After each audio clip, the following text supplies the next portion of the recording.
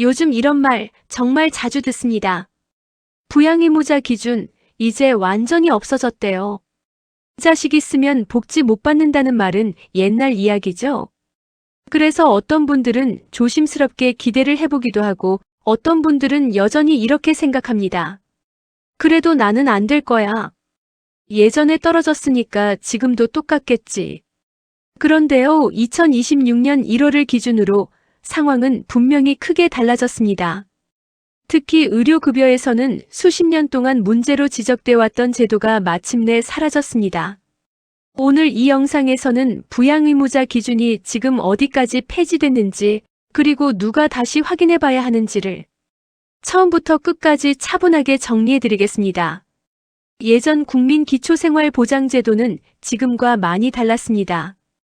본인의 소득이 거의 없고 혼자 어렵게 살아도 부모나 자식이 있으면 그 사람의 형편까지 함께 따졌습니다.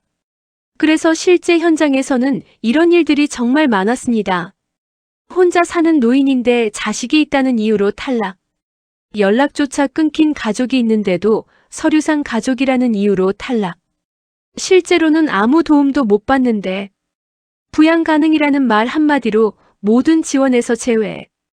이런 경험 때문에 가난해도 가족 있으면 복지를 못 받는다는 말이 오랫동안 따라다녔습니다. 많은 분들이 헷갈리는 이유가 있습니다. 부양의무자 기준은 어느 날 갑자기 사라진 게 아니라 10년 넘게 단계적으로 바뀌어 왔기 때문입니다. 그래서 어떤 분은 이미 폐지됐다고 느끼고 어떤 분은 아직 남아있다고 느낍니다. 사실 두 말 다 일부는 맞고 일부는 틀립니다. 그래서 급여별로 나눠서 보셔야 합니다. 1. 생계급여. 먼저 생계급여입니다. 생계급여는 2021년 10월부터 부양의무자 기준이 대부분 폐지됐습니다. 지금은 자식이 있느냐 없느냐보다 내 소득과 내 재산이 어떤지를 중심으로 판단합니다. 예전처럼 자식이 있으니까 안 됩니다. 이런 구조는 아닙니다. 다만 아주 예외적인 경우만 남아 있습니다. 어떤 경우냐 하면요. 부양의무자의 연소득이 1억 3천만 원을 초과하거나 월로 계산하면 약 1,084만 원 이상 또는 일반 재산이 12억 원을 초과하는 경우입니다. 이처럼 부양의무자의 소득이나 재산이 아주 높은 수준일 때만 예외적으로 생계급여 대상에서 제외됩니다. 그 외에 대부분 가구에서는 부양의무자 때문에 생계급여가 막히는 일은 이미 거의 사라졌다고 보셔도 됩니다. 2. 의료급여. 이제 가장 중요한 이야기입니다. 2026년 1월부터 의료급여에서 부양비, 흔히 말하는 간주부양비 제도가 폐지됩니다. 이 제도는 2000년 국민기초생활보장법이 만들어질 때부터 함께 도입돼 무려 26년 동안 유지돼 왔습니다. 3. 부양비, 간주부양비. 부양비라는 건 이런 제도였습니다. 실제로는 자녀에게 돈을 전혀 받지 못하고 있는데도 자녀 소득의 일부를 받고 있는 것으로 간주해서 어르신의 소득에 강제로 더하던 방식입니다. 예를 들어보겠습니다.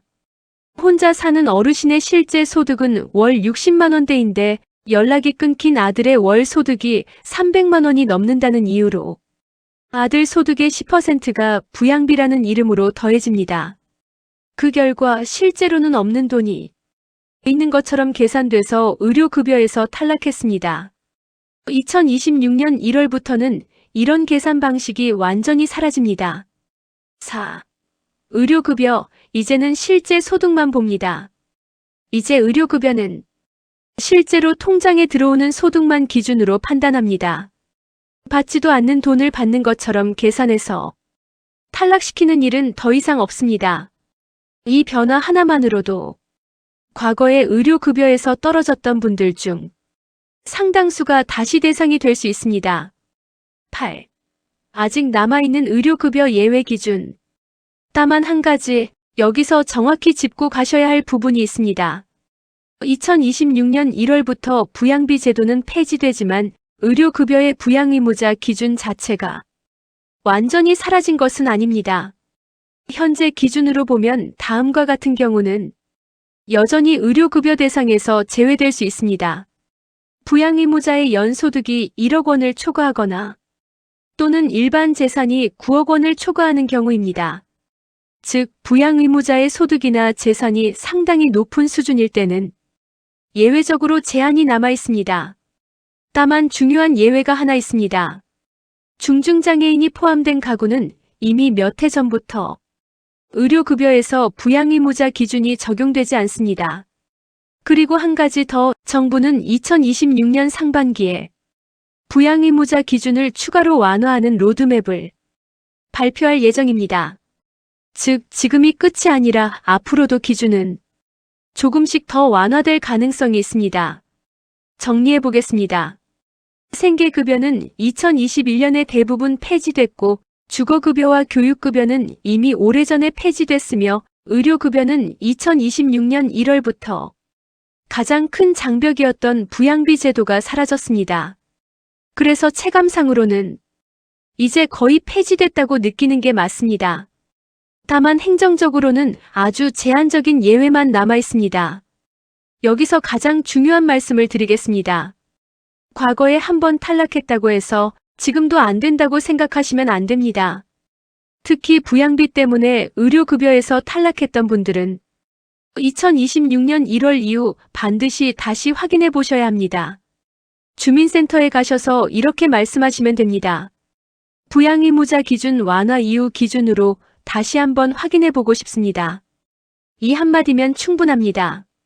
자식 있으니까 안 될 거예요. 예전에 떨어졌으니까요.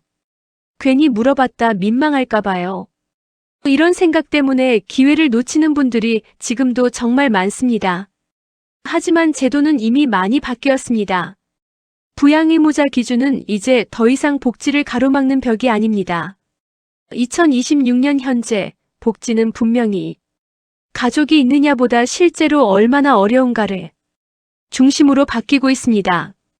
예전에 한번 좌절하셨던 분일수록 지금이 다시 한번 확인해 볼 시기입니다. 이 영상이 그 첫걸음이 되셨으면 좋겠습니다. 오늘 영상이 도움이 되셨다면 구독과 좋아요로 많은 분들에게 정보가 전해질 수 있도록 도와주세요. 영상 내용을 글로 보고 싶으시다면 아래 설명란을 클릭해주세요. 앞으로도 알기 쉽고 믿을 수 있는 복지 정보로 다시 찾아뵙겠습니다. 시청해주셔서 감사합니다.